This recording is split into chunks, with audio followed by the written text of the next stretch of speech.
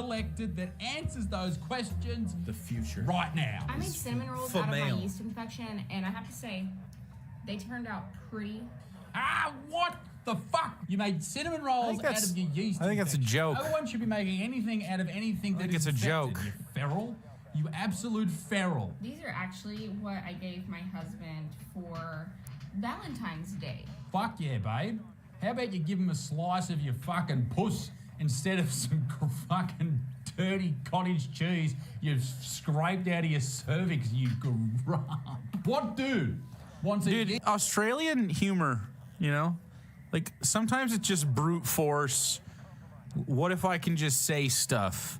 Give him a slice of your puss.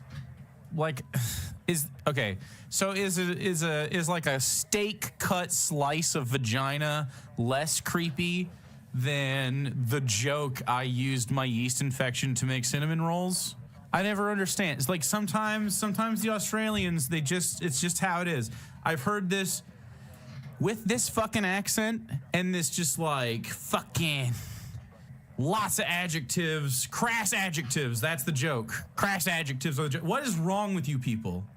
Now, I will say, however, with the caveat, the big caveat, that there's also, you know what? I think it's like a bell curve. It's like dumb ass humor, and then some of you are so fucking clever and funny, and you're always quipping, and you never stop it. And it's actually always funny. You people, yeah, you fucking people, you Australians. I feel like being clever is part of the culture. And you're either trying really hard to be clever and you're not, or you're clever. I'm just saying.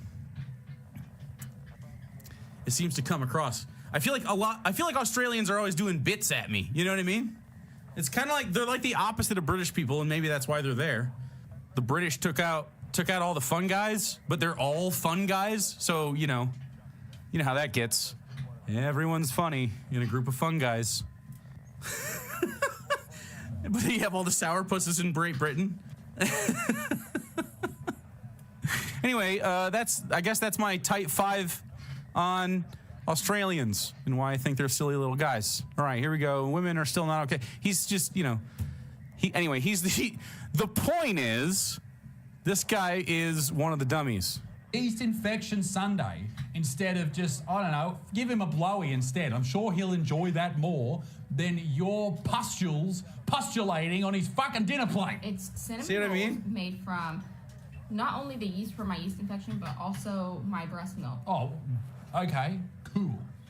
Fuck yeah. Why don't you fart on it as well? Huh? Why don't you add a bit of fucking aromas to it? What are you, lady? What are you doing? So it's like really natural. Yeah. And I feel like this is a joke. Tried it. He noticed immediately that it tasted a little different than they normally do when I make them. I'm sure it tastes a little bit different. He's gonna die. That's what it tastes like. It tastes like death is coming. And he was like, I don't think so. Differently? Could you just shoot straight and point out white boys like Asmon and X don't give a when D and their entire friend group drops the N-word?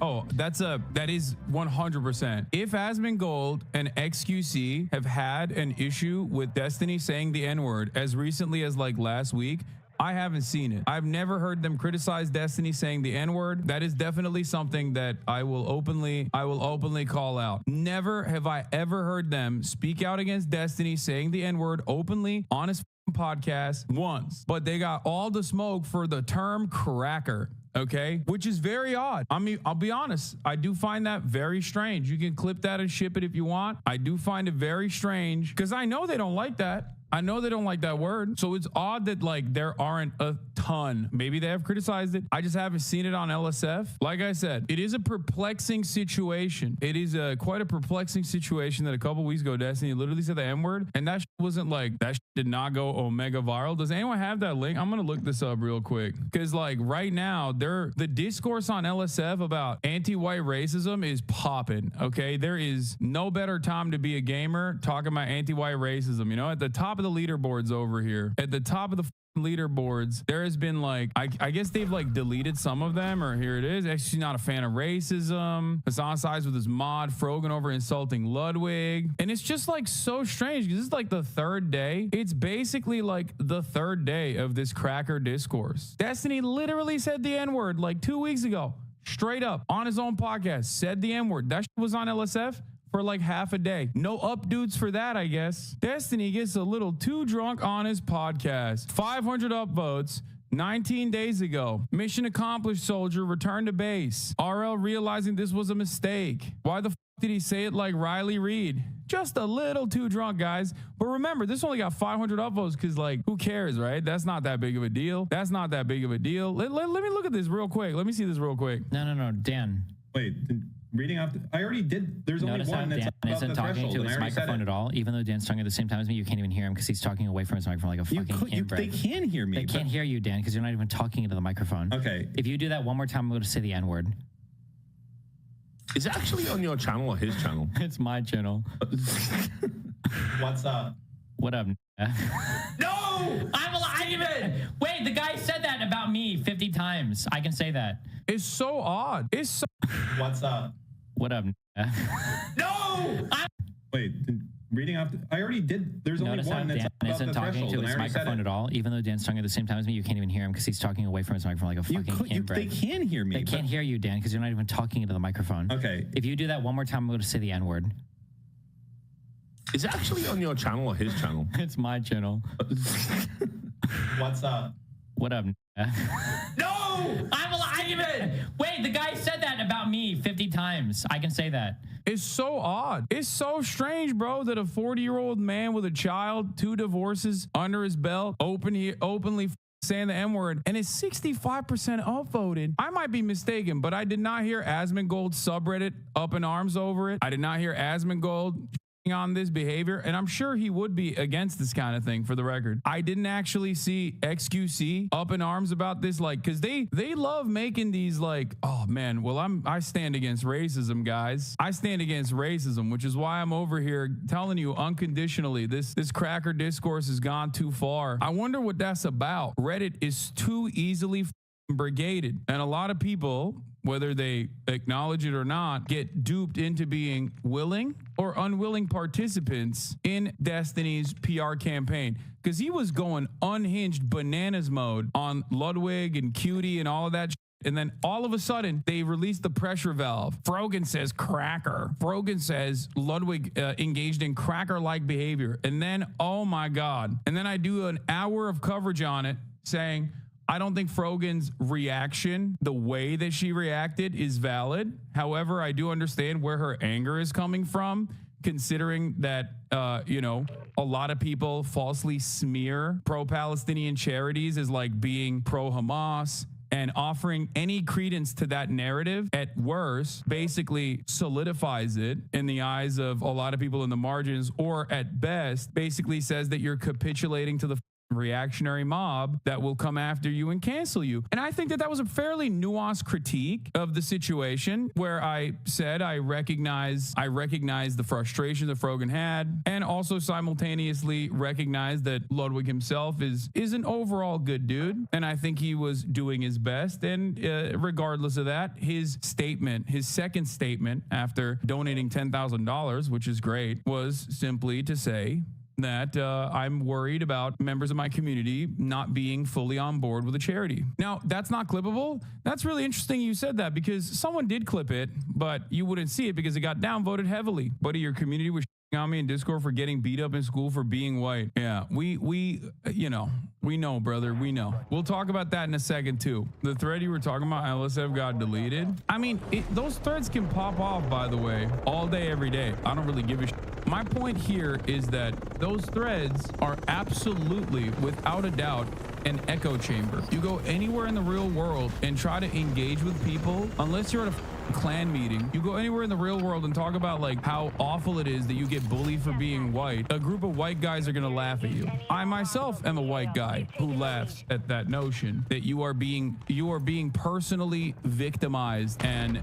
being hit with racist attacks for the marginalization that you experience as a white guy. And I don't think most white guys are like this, for the record. That's why, I mean, in Florida, there's dudes who call themselves crackers. You know what I mean? It's a moniker that is self-adopted because the etymology of it is different. The etymology also still gives power to white people in this circumstance. And this is a conversation that I've had a million times over. It's a complex conversation, only if you want to make it complex. But I am totally fine with having this conversation over and over again with those who are willing to listen. Except it's much easier to just go, no, you're just an anti-white racist. And I think a lot of people, especially white people who are in these circles or who are extremely online, because I do see this like on Reddit more than anywhere else, have the capacity to lean in to the reactionary tendencies,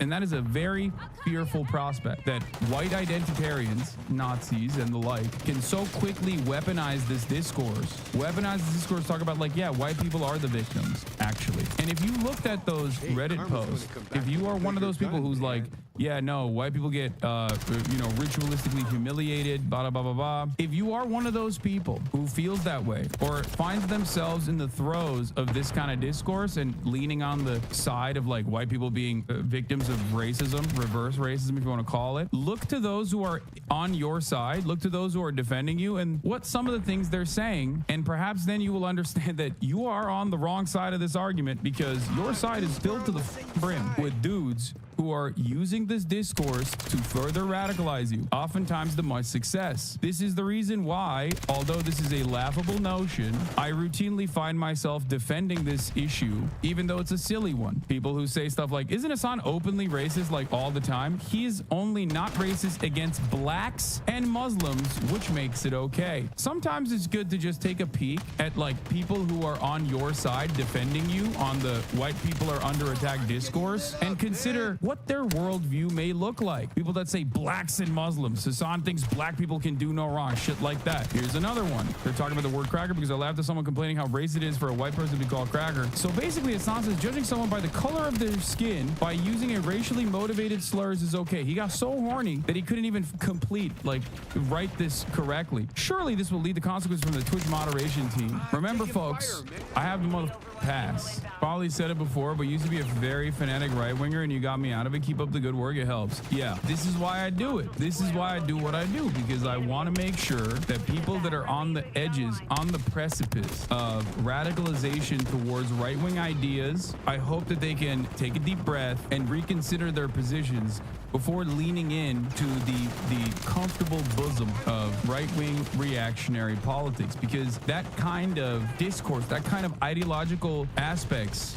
can be very comforting for people that want their biases to be reaffirmed, for people that want their biases to be reaffirmed by others instead of re-examining the way they see the world. That kind of discourse, this kind of discourse can be captivating. It can create a safe space for them. It can make them feel like, instead of doing the hard work of like really reconsidering, really trying to empathize with people that have less than them or are different than them, it's much easier to just find a group of people who say, no, dude, your shit's actually fire. Let me tell you here, let me give you a little bit more about like how white people are getting f***ed over. These people will simultaneously say you aren't white because you're Turkish, then get mad when you try to explain to them white is a made-up concept made to only include the preferred in-group.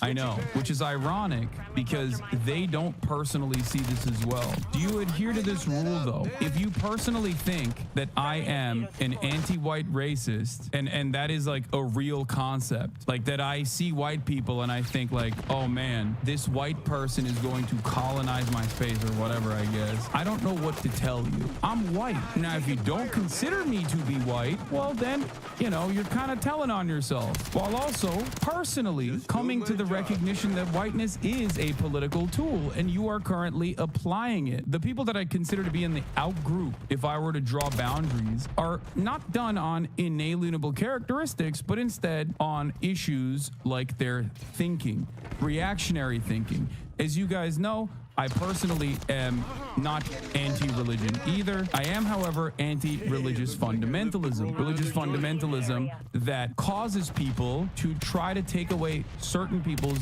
rights and liberties on the boundaries of religion. It doesn't matter if it's a Muslim fundamentalist, doesn't matter if it's a Jewish fundamentalist, doesn't matter if it's a Christian fundamentalist, right? If I personally didn't believe that people could not shake away some of these opinions, I wouldn't be doing what I do. If I thought that like people could not be reasoned with and change their mind, why the would I be spending any time whatsoever? This is something that I hope people can be a little bit more charitable about and understanding on. I know not a lot of charity out there, not a lot of charity here, especially if you're primed into so much hatred, especially if you watch a lot of drama videos that say I suck, that I'm awful. But I do hope that in this very moment, you can maybe be a little bit more understanding of what I'm trying to say. You won't lose anything if you try to comprehend what I'm saying here. I promise. But in any case, it does strike me as odd when a content creator openly says the N-word and it doesn't drive discourse for 3 days in the same way that another content creator saying cracker does. I don't know why that is the case, because I know that XQC and Asmongold would both not find it to be conscionable or appropriate. Froyo said cracker with a negative connotation to offend Ludwig. Let's not pretend this edgy joke is equivalent. That stuff is banned here, isn't it, Lamau? When will he understand that there's a difference between saying a slur for a joke and target a slur? Like, these people unironically are saying calling a white person a cracker is literally worse than a white guy openly saying the N-word. That is the discourse for these guys, which if you were to have this conversation with real people out in the real world, I suspect they would look at you like you're an insane person. Do you understand? Like, that is a psychotic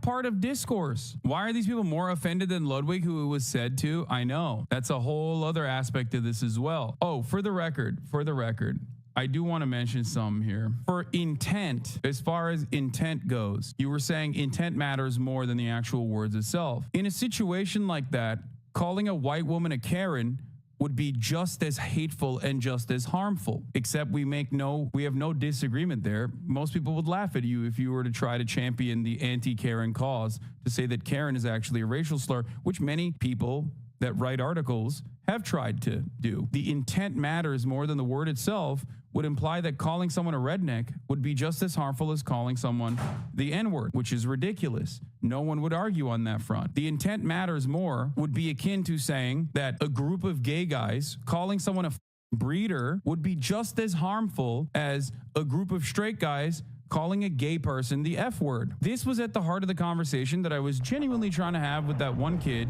who said that he was bullied in high school as a nerd in a predominantly black high school 13 years ago, that led him to believe that personally anti-white racism happens and it's very real. And that discourse in my own Discord, where I tried to explain to him, listen, there's a difference between systemic racism. Black people aren't just upset about the mean words and how they hurt their feelings. It is an invocation of that word that relitigates all the racial violence that black people have been historically subjected to. Obviously, that's why it's different. The same conversation that I've had a million times over. The issue, of course, is that many people who have these assertions will never actually see what my opinion is. They will never do their own personal investigation. That is the issue. Also, the other reason why people are extra mad about Frogan, who is like white passing herself, half fully white, calling another full white person and their activities to be one born out of privilege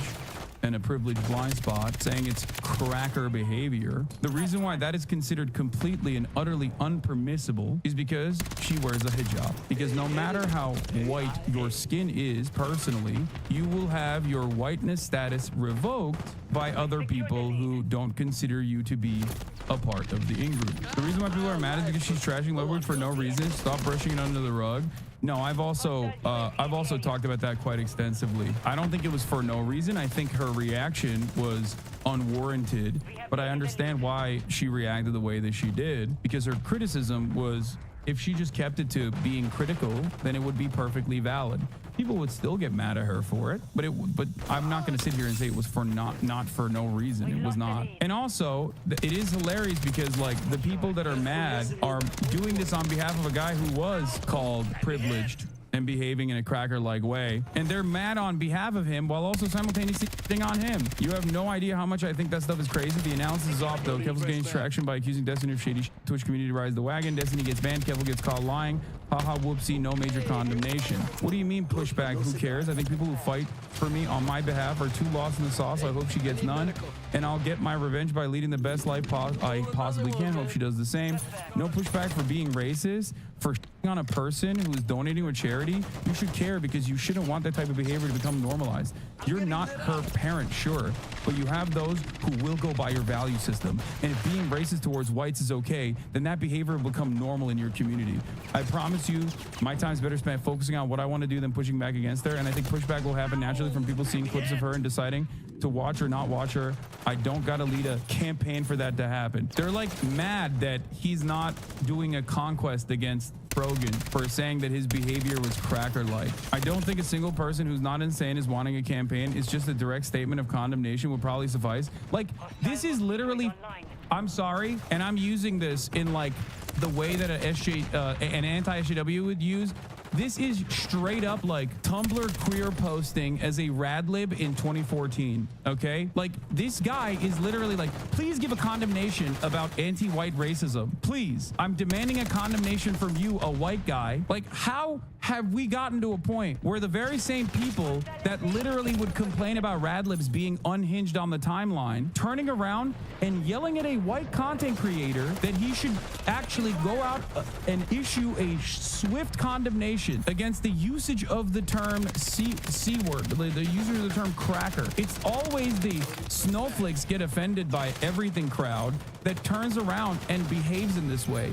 And it's so ridiculous. It's so weird they're defending Lud for the C word, but we're completely okay with saying Destiny was going to jerk into fake cutie porn. Yes, because they have no genuine value system beyond defending whatever the Destiny has chosen to defend or attack at that very moment. The anti-SJWs have firmly become the SJWs. It's pathetic. The Twitch space seems to have an overall idea that you can't be racist towards white people, and this passive I'm gonna do my own thing will imply that you're okay with it. I'm not even saying that what she said was as serious as other things said before, because this deep in a thread, I clearly don't understand how clout works. I don't think many people will see the statements you've made about her, and the time spent better. Sure, I guess. Was it worth then to change one of your videos that had a joke about Hassan and the streamer Plivers thing because he's also a strong force in the no way to be racist towards white people since they hold social power camp? Like, his resentment and his animosity, like bringing me up in this circumstance, it kind of betrays all of the importance of the C-word discourse that he claims to care about. Dude's got a botnet of broken-brained white guys in their late 40s. That's what I'm saying. It's like a sad state of affairs. It's an incredibly sad state of affairs to operate this way. Bro, this whole thing is extremely manic and unhealthy. Destiny's a stranger. Ludwig's a stranger. Go spend time with your kids. Destiny's not only a stranger, but a fascist. You see a cop slaughter a black guy and you say the cop isn't racist, but cracker you jump at. Great take. I genuinely don't understand how you can be this deep in the cut for a whole different adult. It strikes me as very odd. Like, look at this. Look at how many tweets. I've already blocked him because he probably was also doing this for me. EMS, EMT work, currently in nursing school, Democrat for life, this guy. It's fun. How funny is that the passiveness, meaning he's okay with anti-white racism coming from that freak, is also Frogan's point that his passiveness means it's no skin off his back not to support Palestinians being genocided. Ludwig is supporting Palestinians. That's the other part of this discourse. He is. He openly wanted to make a statement that issued support to Palestinians. He gave $10,000 to a Palestinian charity. It's not like he's a secret Zionist or something. The only aspect that I had issue with, the only aspect I took issue with his statement was the second half. If he had not even said the second half, it would have been a 100% 10-10 perfect thing to do. Good guy Ludwig's a good dude. He did a good thing. And then after doing the good thing, he made a statement that, inadvertently capitulated to the right-wing framing on the issue a little bit. That's it. If 10% of your fan base was as dedicated as the Divorcelli crew, we would dominate the internet so bad. I don't want that, though. I don't want that for you. That's the problem. Like, sure, if people are spreading misinformation or whatever, and you see that and you want to correct it, that's one thing. But I don't want you to fucking go and like harass and cyber stalk people that I've declared enemies, you know? But his statement assuring his Zionist part of the audience was fucked up, honestly, and to show Palestinians Arabs that he doesn't really care. No, I think he does care. I think he does care, and I think he's like genuinely scared, just like many other people are, that if he says something that's like a little wrong, that a lot of institutions that are brand adjacent are going to come down on him and declare him to be anti-Semitic. Guys, you're in the community of someone who does this professionally every day. I have criticized anti-Semitism. I've fought back against anti-Semitism every single day since October 7 and every single day before October 7. And that hasn't stopped organizations like StopAntisemitism.org from declaring me to be anti-Semite of the week. Why did they do that? Well, they did that because I'm pro-Palestinian.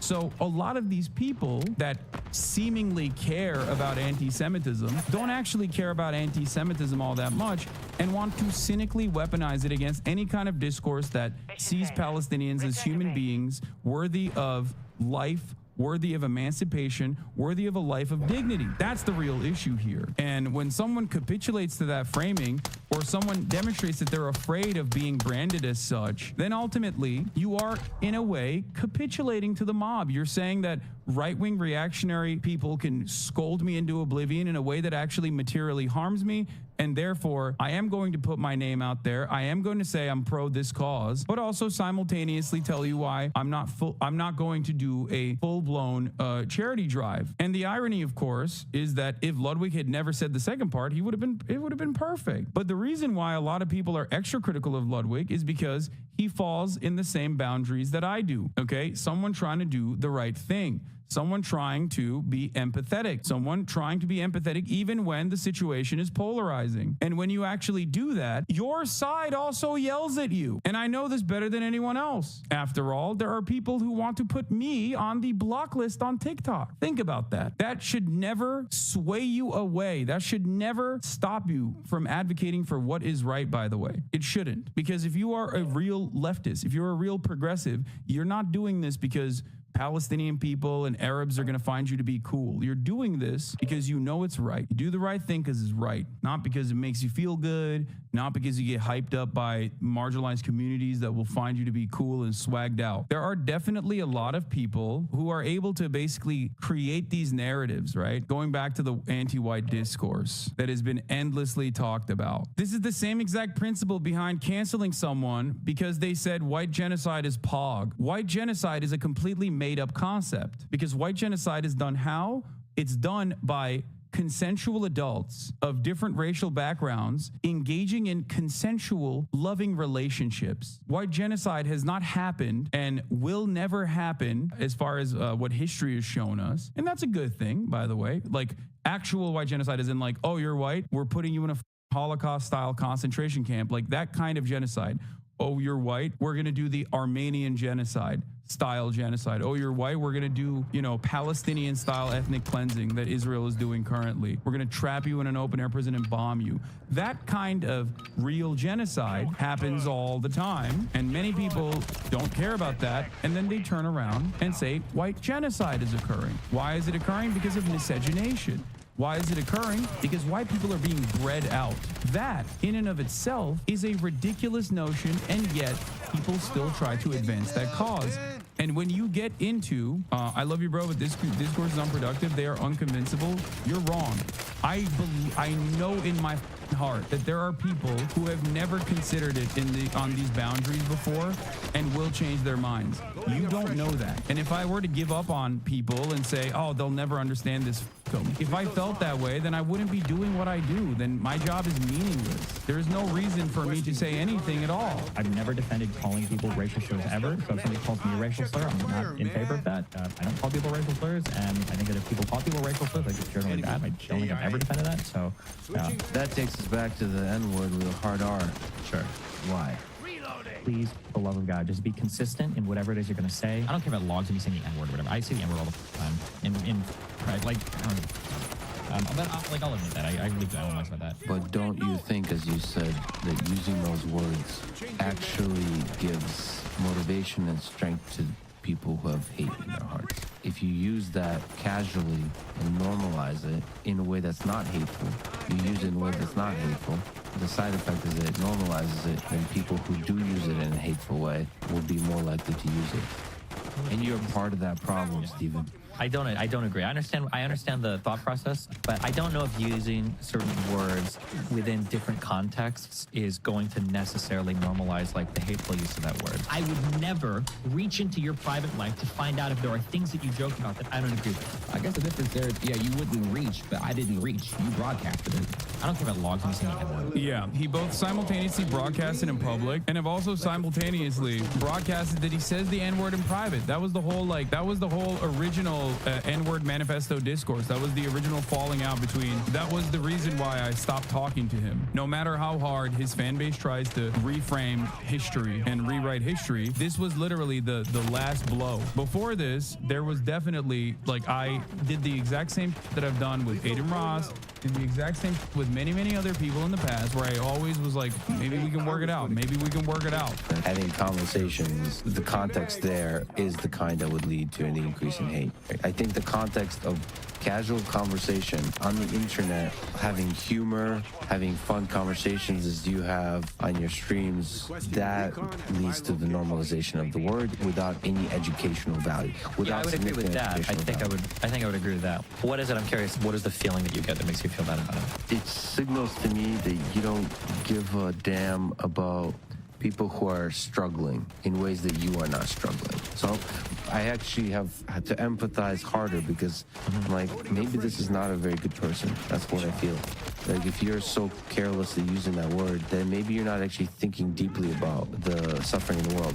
To be a student of human nature. That's a great take, by the way, from Lex. Like, even Lex, who is normally like a permanent fence sitter, issued a position on this, it seems. The problem with the cracker discourse is not that I want everyone to go around and constantly call white people crackers, because this cringes, especially if you're a white person, okay? Like, it's cringe. The reason why I have this conversation about the term cracker is specifically to help people understand that the underlying conversation is not about the word cracker at all. It's about, and always will be, about systemic racism, real violence, historical violence, and contemporary violence, because those who champion the discourse that you mustn't ever say cracker, you're being anti-white racist, are trying to basically flatten out racial violence. You flatten out racial violence, and you try to, in a way, whether you are a willing participant or unwilling or unaware of what you're doing, you're genuinely engaging in an ahistoric revisionist attitude. The moment that you try to flatten all racism equally in the same way that, like, racism is dished out systematically against marginalized communities by a powerful in-group, when you try to reverse that,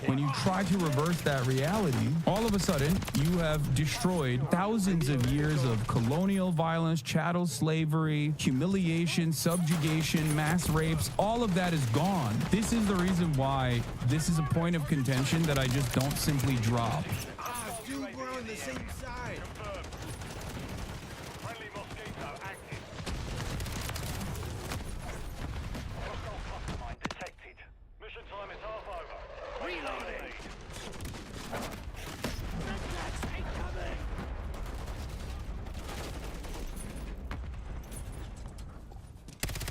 Anyone ever finds out about how I spent the GoFundMe, I am definitely getting canceled.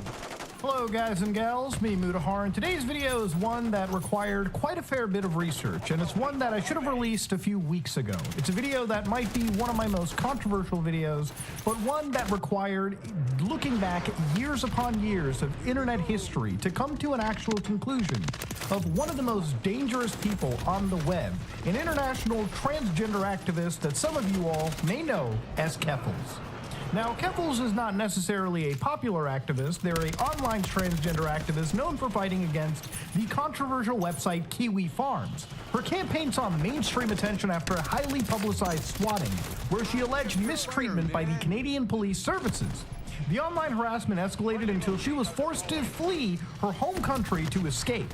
With the media and an entire community backing her, she raised over $100,000 on GoFundMe to recoup her losses and pursue legal action against law enforcement.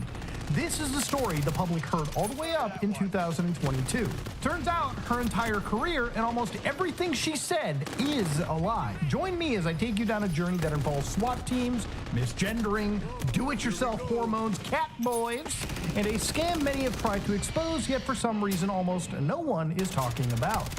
Before we get into the real meat and potatoes, I should probably explain a bit more about who Keffals is. Her name is Clara Sorrenti, first rose to prominence in a community of another left-wing political streamer named Bosch, garnering a following by posting memes on Twitter.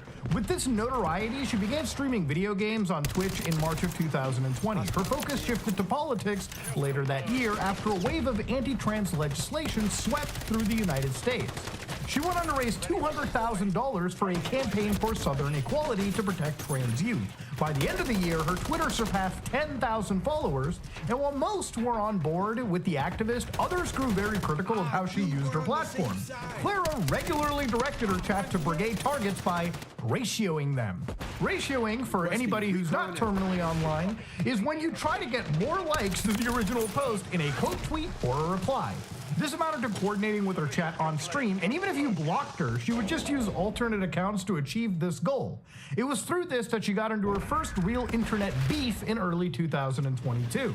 On March 22nd, 2022, Clara had a spat with online notorious agitator Ian Miles Chong. Their back and forth continued for hours as she commanded her viewers to ratio him. Then at around 4:50 p.m. Eastern Standard Time, her chat was brigaded with hateful messages. Despite the timing, one of her mods would end up blaming someone else, another streamer named Destiny. Destiny is a kind of progenitor of the entire online leftist streaming space. His stream is where both Vosh and Hassan Piker got their start. These people used to be friends, and nowadays, not so much.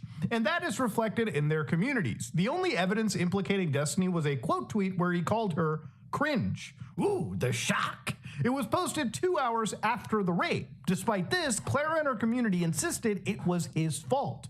Once again, there was no evidence he had any involvement, yet she used it as justification to deplatform him.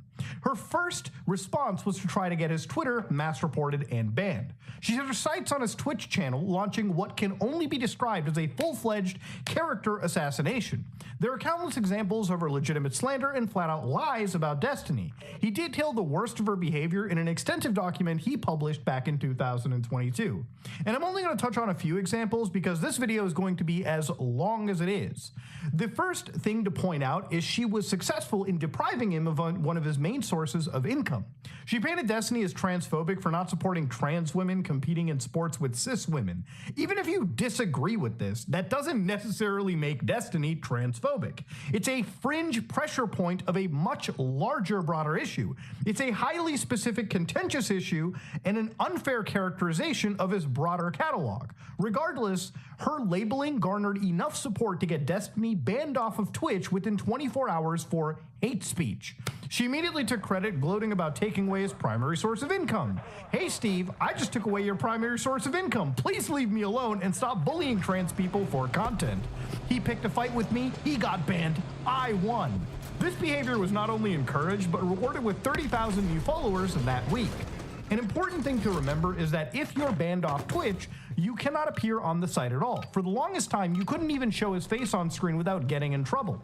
Now that he couldn't defend himself, she spread even more blatant falsehoods. The same day, she baselessly accused Destiny of stealthing, which is secretly removing a condom during sex without the partner's consent.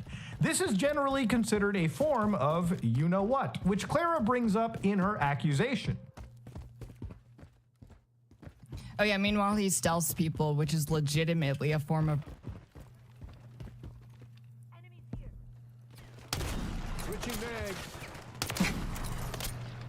Insane shit. To this day, there has never been any evidence or even an allegation made towards Destiny about this. She walked it back shortly after, which shows just how callous she is towards claims of such a serious nature. But because he was deplatformed, she was able to further a false narrative to her chat as well as tens of thousands of people on Twitter. They all either assumed she was being honest or didn't care she was slandering him because they had already disliked Destiny. In retrospect, her behavior paints a clear picture of how she would conduct herself in the future. It wasn't long into this drama that Keffels got noticed by the site Kiwi Farms, who started a thread about her on March 26, 2022. Clara quickly tried to guilt Destiny by association, claiming he used the forum and was even friends with the owner. And what was the reasoning? Well, because apparently he has an account is because he was a target on the site since 2017 with his own board. All his posts are arguing with trolls in his own thread. He was also never friends with Null, who is the owner of Kiwi Farms. He has also gone on record to wish him death several times. Null, by the way, wishing death on Destiny. And this is while he's out, I guess, it's just like he's super gross, and sometimes he says things which are funny or agreeable, and it's like, I wish I could like you, bro, but you're creepy and gross and weird, and your brain's all up and your shit's all so we can't be friends, and I kind of think the world would be better off with you. Clara knew this, but intentionally spread a lie that they met 10 years ago on the game StarCraft. When confronted, she admitted, I know, I wanted him to respond to the accusation, it was bait. At this point, I should probably take some time to explain exactly what Kiwi Farms is. Kiwi Farms is an online website dedicated to discussing internet figures. Okay, you probably heard about internet lolcows, people like Chris Chan, Boogie2988, or Daniel Larson, who has his own legal problems of late. The website's composed of various threads where users effectively congregate to document and follow individuals with a negative lens, okay?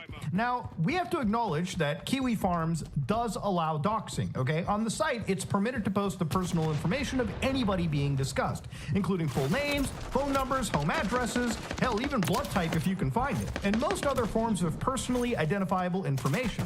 It's also a site where anything goes, okay? It's like the Wild West of the internet. You ever try to look up me on some of these threads? You'll probably find Indian and poo in the loo and crazy stuff all day, every day. Kiwi Farms was made back in 2013 by Joshua Connor Moon, also online known as Null. The original purpose of the site was to document internet figure Chris Chan. After they covered Chris Chan initially, it started to change itself and rebrand into a general purpose online gossip wiki, so to speak, where they started to cover various individuals like Darkside Phil, Boogie, Wings of Redemption, who all actually have threads. And the site does have a propensity to make threads about transgender individuals. Anti-trans sentiment is banned on a lot of major platforms, and as a result, the site has become a place for those opinions to effectively congregate. Now again, I want to start off by saying I don't endorse or support that behavior. In fact, I outright condemn it, all right? There's no reason to have any form of hate on the internet. That being said, all right, whatever goes on the site does fall under free speech and is entirely legal, okay? It's somewhat of a misnomer online that apparently doxing somebody is against the law. It is against the law to hack someone's account and breach their privacy to obtain their personal information, but that behavior is not encouraged by the site, and of course that behavior is punishable by law. But technically, it is not against the law to post someone's address against their will. As shitty as that sounds, most controversial internet figures have threads on this site, where they not only document their personal information, but they collect any piece of content, tweets, and documents that they post online. So early on, Clara blamed the thread's creation on Destiny, saying he was the reason they found out about her.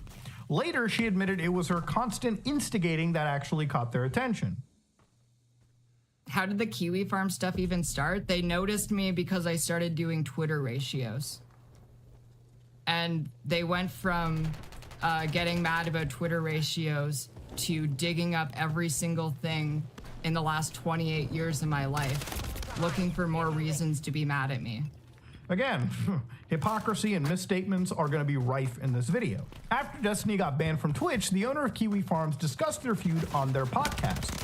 The episode was streamed live on March 25th. Clara reacted on Twitter, calling him the final boss of transphobes, and proclaiming she wouldn't back down. I have done nothing wrong, nor will I be going anywhere. Her thread was created the next day, racking up page after page scrutinizing her early life and online history.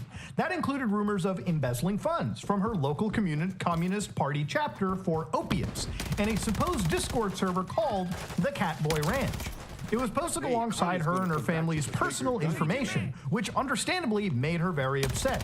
Clara spoke out about this, which led many people who'd been similarly targeted to join her in solidarity. This began what eventually became #DropKiwiFarms. #DropKiwiFarms was a movement to get the site taken off the internet. They specifically went after service providers like Cloudflare, who provided DDoS protection and mitigation services. They argued Kiwi Farms was a stalking and harassment site that bullied people into taking their own lives. However, this largely picked up after her story received widespread mainstream coverage. For a while, her focus stayed on trying to bludgeon Destiny with their reputation. On July 18th, Keffels announced a tell-all about Destiny's association with the site. This backfired because her thumbnail used a picture of Destiny's face, violating Twitch's policy on banned streamers. Her channel got banned before she could even start, forcing her to stream on YouTube instead. The attention only incentivized Kiwi Farms to keep prodding, and a week later, she fell victim to an attempted swatting. The incident has made public on the 9th of August in a video titled, "My Life is in Danger, I Need Your Help." Clara explained that 4 days earlier, on August 5th, she woke up to police services pointing an assault rifle at her face. On August 5th, I was woken up by London Police Services pointing an assault rifle in my face. A letter had been emailed to every city council member in London, Ontario, threatening a mass. Clara was arrested, booked, and held in custody for 11 hours. They searched her apartment and confiscated several devices. They allegedly misgendered her and even booked her under her dead name. If you're unaware, dead naming refers to using a prior name for a trans person generally associated with the gender they were assigned at birth. This worsened an already traumatic experience she considered a hate crime. The video was posted alongside a GoFundMe with the stated intent of helping Clara recoup her losses, move immediately, and build a legal fund to protect her rights. It received widespread media attention, bringing in over $100,000 in donations. Even with their support, however, it seemed like there was no escape. Trolls kept figuring out her location as she was forced into hiding, and her battle against Kiwi Farms continued. Even after fleeing the continent, eventually she was successful in getting the site dropped by Cloudflare, who cited an imminent threat to human life. Without their protection, Kiwi Farms became vulnerable to illegal denial of service attacks and was forced to shut down. Now this is the story that the public was led to believe. Concluding a successful campaign, Keffels reiterated over and over that the site had been shut down. It only became more difficult to insist as time had gone on, given it's obviously not true. Kiwi Farms is up to this day, and by all metrics, it has way more stability than ever before. And what many of her supporters don't realize is that this is truly the beginning of the web of lies that make up this entire ordeal. Almost everything you've heard about this whole situation is a lie, and that's why I'm going to explore in depth in these next two sections. These are two very important aspects to the story to address: her portrayal of the swatting and how exactly the money was spent. When it comes to something as serious as swatting, it's important not to downplay its severity. This is a crime that's taken innocent people's lives. But curiously, her story began to change as time went on. The narrative set forth in her initial video is one of terror. Clara says on the 5th of August, she is awoken by police services pointing an assault rifle at her face. This specific detail is referenced in her video several times. On August 5th, I was woken up by London Police Services pointing an assault rifle in my face at my home. When I was woken up by police officers and saw the assault rifle pointed at me, I thought I was going to die. I feel traumatized. Her story then changed to an encounter in the hallway. The exact phrasing is that she went into the hallway and then saw the weapon. The email, Sorrenti says, had given out her real address and resulted in police with guns at her doorstep and her being arrested. When I went into the hallway and then saw that assault rifle, I screamed and I thought I was going to die. A month later, she admitted that they didn't enter her apartment until after she was in custody. They did not go into my apartment until after I was in custody, and they had a search warrant signed. These next few clips are of Alex, her fiance at the time. Alex confirms she didn't wake up with a gun in her face and reveals Clara wasn't even the one to answer the door. They spoke to Alex first, who was already awake, and gave Clara enough time to put on pajamas. So it wasn't quite that they knocked on the door and I answered. Rather, I was getting ready for the shower and there was a tremendous pounding And so, yeah, someone did not wake her with a rifle pointed 3 inches from her face. But essentially, as soon as she woke up, was I in a state of undress? I was naked and I had to put on a pair of pajamas that was like on the floor before I could even go out to see the police officers. See, the story has already morphed significantly from Clara waking up to guns in her face, to seeing guns in the hallway, to police never entering the apartment at all. The lack of consistency is concerning, given she was supposed to be taking legal action against them. And I mean, Keffels went so far as to compare herself to a victim of police brutality. Every time I see another story involving an innocent black man being killed by the police, I think back to last month when I had an assault rifle. Dog, whatever you think about the interaction, it is by no means comparable to what happened to Elijah McClain.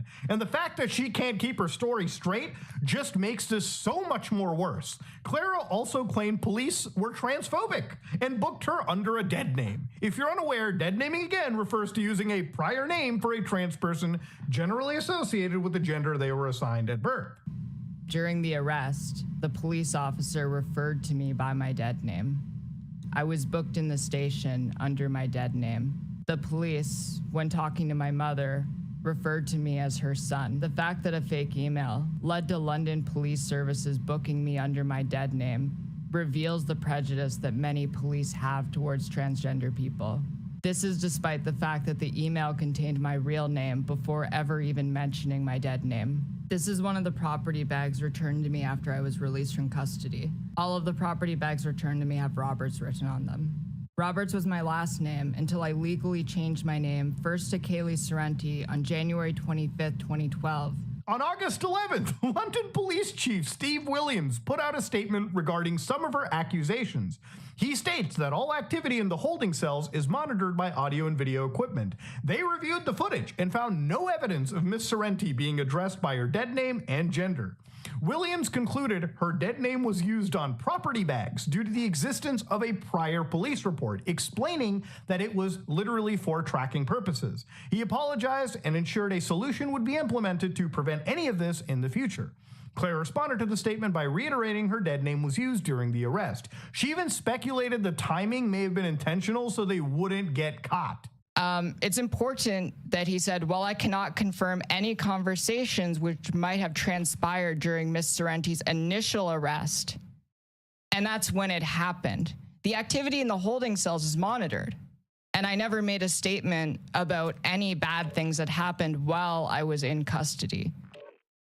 I would absolutely assume that when the police know that these things are being recorded and can be part of public record, they would be more careful with how they go about their business.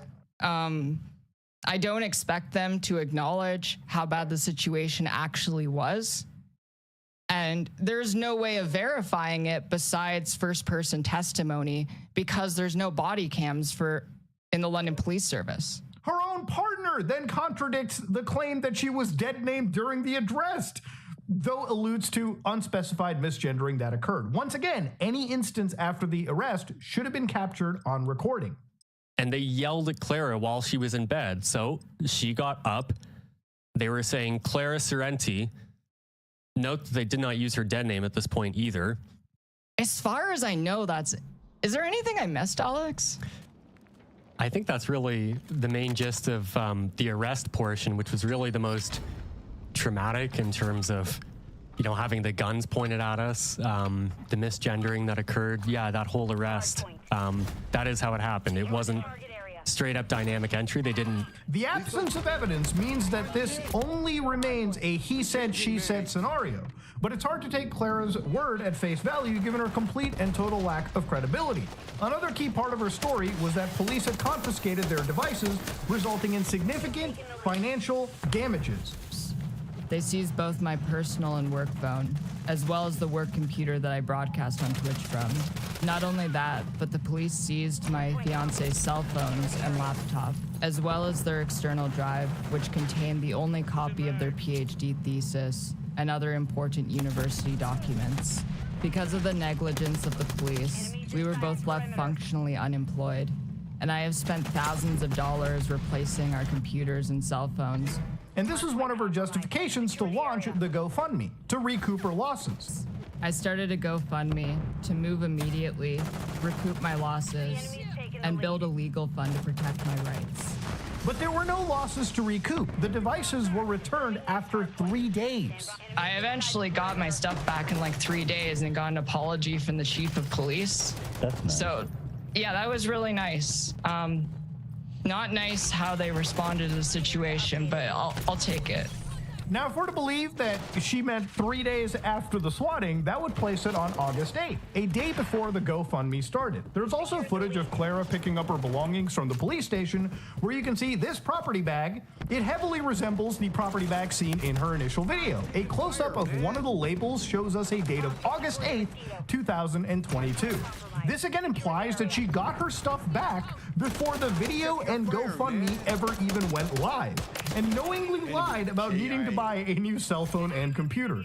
Even if you don't want to make that assertion, at best, she got her stuff back the next day, because this upload is dated August 10th. There is no way to reconcile these statements, and either way, it was dishonest to never update that campaign to reflect this. Because of the negligence of the police, we were both left functionally unemployed, and I have spent thousands of dollars replacing our computers and cell phones, so our lives aren't completely destroyed by what happened to us.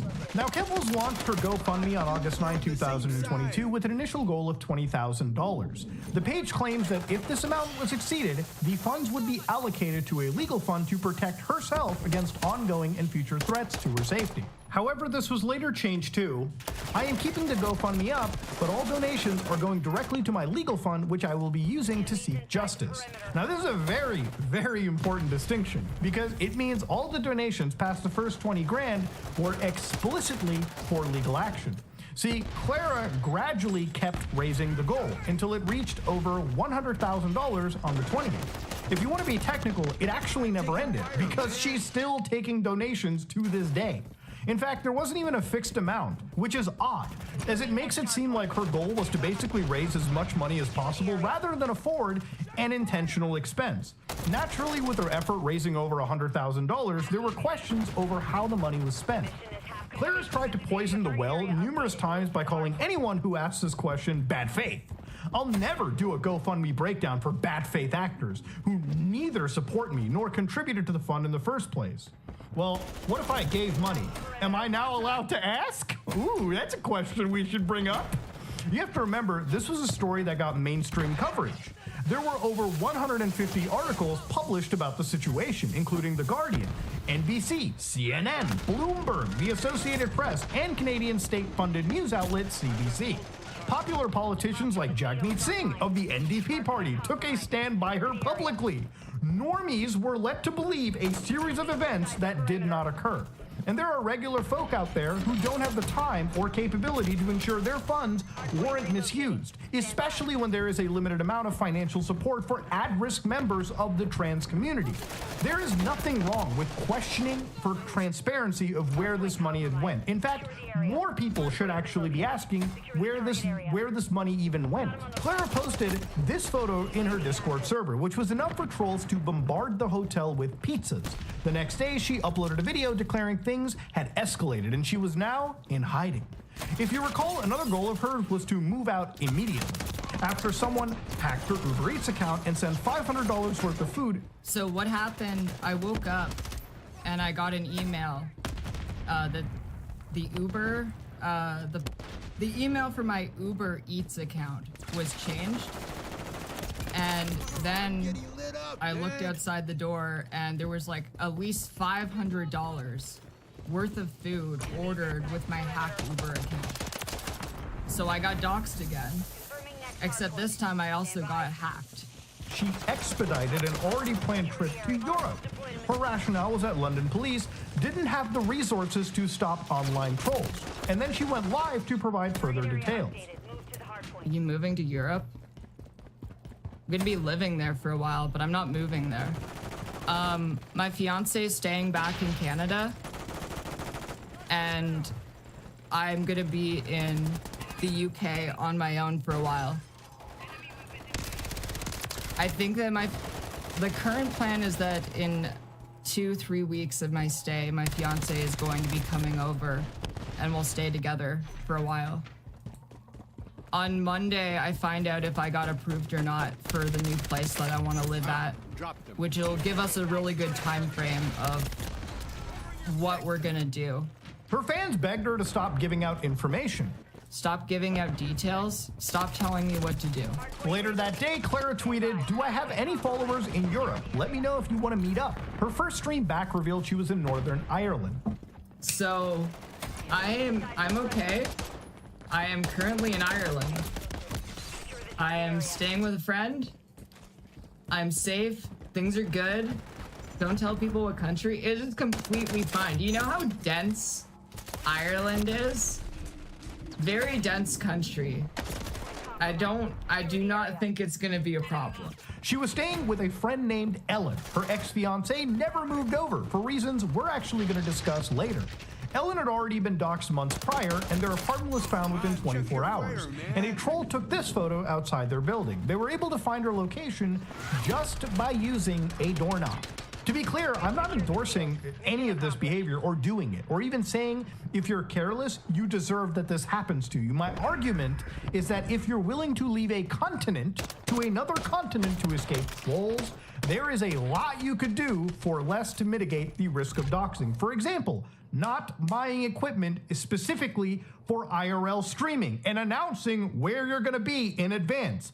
At one point, Ellen revealed they were going to go to visit a poutine truck in Belfast. The owner received bomb threats, which Clara used to tease an IRL stream on Twitter. Hey, maybe it's a one-off mistake, right? A day later, Ellen publicly fielded suggestions for future IRL stream locations in Ireland.